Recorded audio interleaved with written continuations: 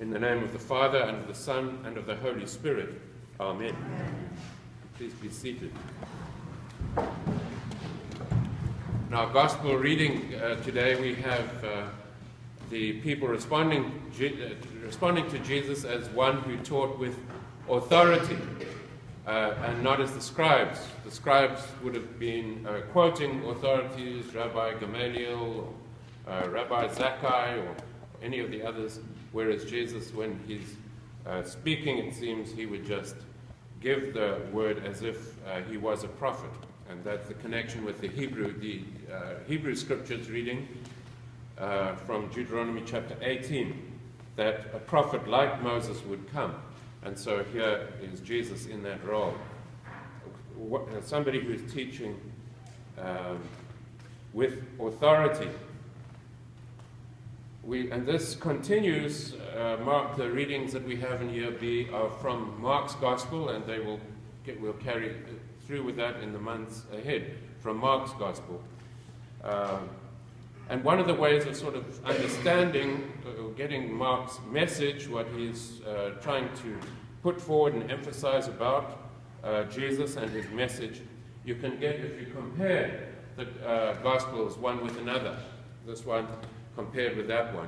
For example, if you compare Mark's Gospel and Luke's Gospel, Luke in his Gospel says, for example, about Jesus, that Jesus grew up in favor with the community, and with God. That's describing him growing up as a boy. And then later on in the book of Acts, Luke is the only one who uses this title for Jesus, that Jesus is our leader. Nobody else in the New Testament calls Jesus our leader.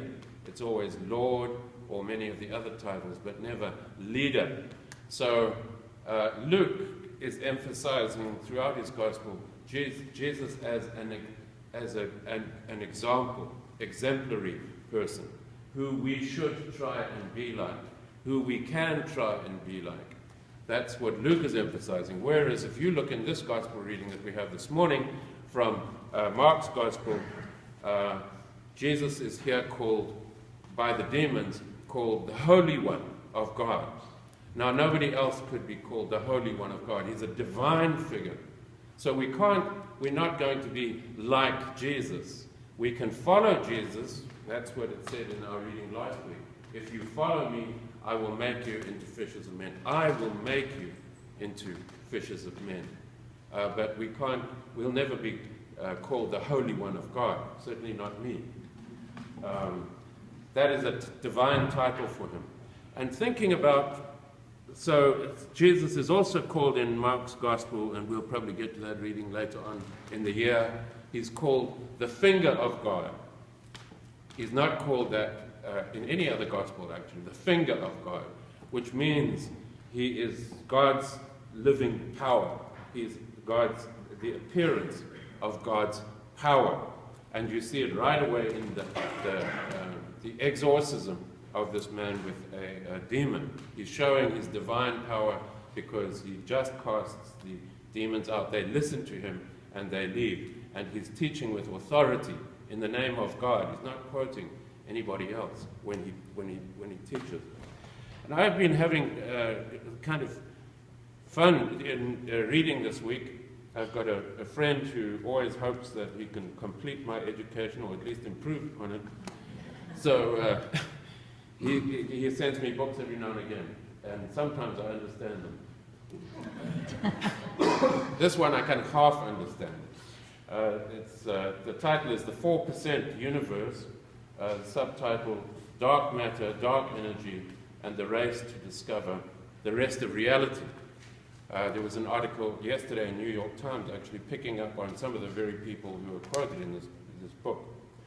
And I don't know if you can see from where you're sitting, and some of you will know about all this anyway, but there's a kind of dark spike coming in here from the corner, and then the rest of it has a kind of golden circle around it. And in talking about the universe, it makes me marvel at the parts that I do understand. I talk about the history of people like Sheldon Cooper from Big Bang, what they've been discovering for the last actually 100 years, or especially the last 50 years, about the universe, and it introduces some of the concepts and how they get to it. Now, I mean, it's absolutely stunning to me, page after page here. One of the places it just mentions, and I just had to stop and marvel at it. They said some of the stars that they found are turning hundreds of times every second. I'm wondering, how can you have something like the sun turning hundreds of times in 1 second? I mean, the marvels that there are in space. But I'm not going to talk about all that, except about this. This dark spike that it's showing here, that represents all the visible part of the universe, saying everything that can be seen. All the Milky Way galaxy and the billions of other galaxies that there are out there, this are represented by this dark spike here. And they're saying, like Hubble, that astronomer, they found out, of course, as you probably know, that the other galaxies are not just sitting there in space, but they are moving away. There's a red shift, so they can see that the galaxy is moving away.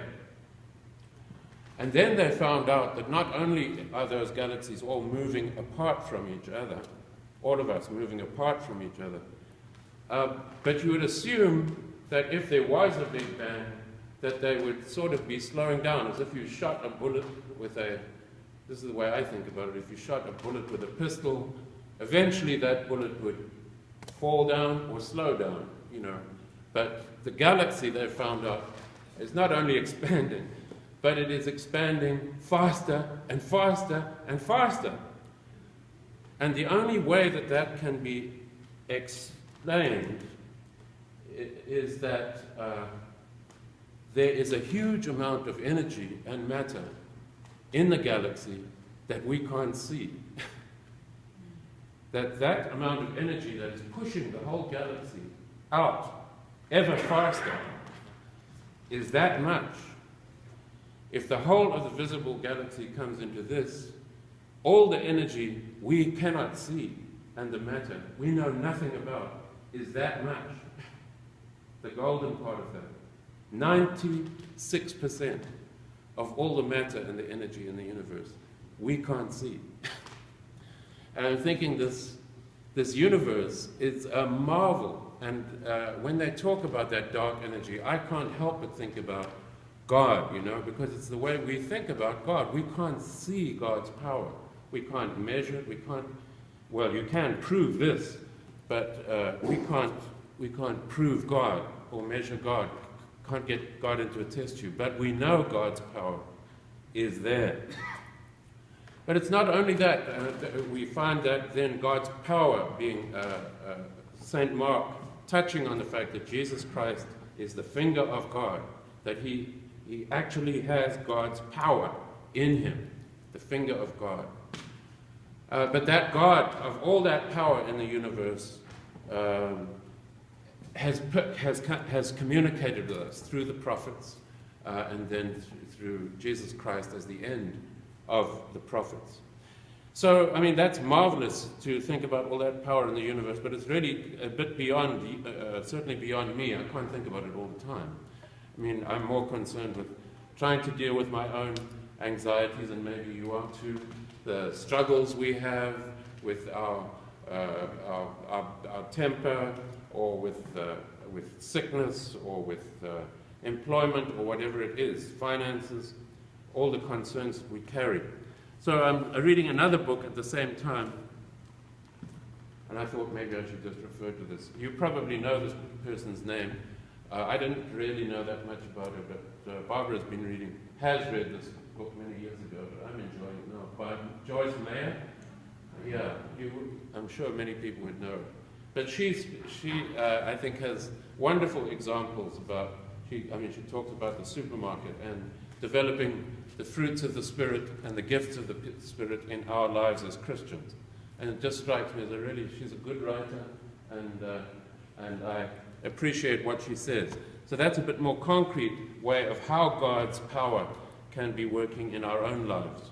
And in the book that we'll be using for our Lenten period, Max Lucado's book, The Applause of Heaven on the Beatitudes. So the question is not, I'm just saying that what this gospel lays before us, yes, that Jesus is this power of God in this person who loves us and relates to us, carries God's power.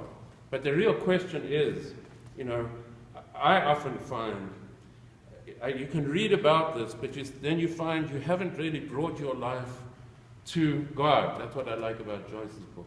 I'm thinking, there are things that I don't remember to bring to God in prayer. To ask for God's help with this, and really ask for God's help with that in my life. And let it just be a challenge to you and to me this week to say, let's not ignore God with all these things. Let's bring God's power into those very issues that we have to deal with. At work, bring that work situation to God in prayer. Don't forget to bring it to God. So just ask you in this moment, before we say the Nicene Creed, perhaps just look over your own life, and perhaps there is something that you can bring to God in prayer, to Jesus Christ, the power of God, the finger of God, the one for whom nothing is too hard, who can heal, who can guide, who can bring about not only this whole universe, but change our lives. In the name of Christ. Amen.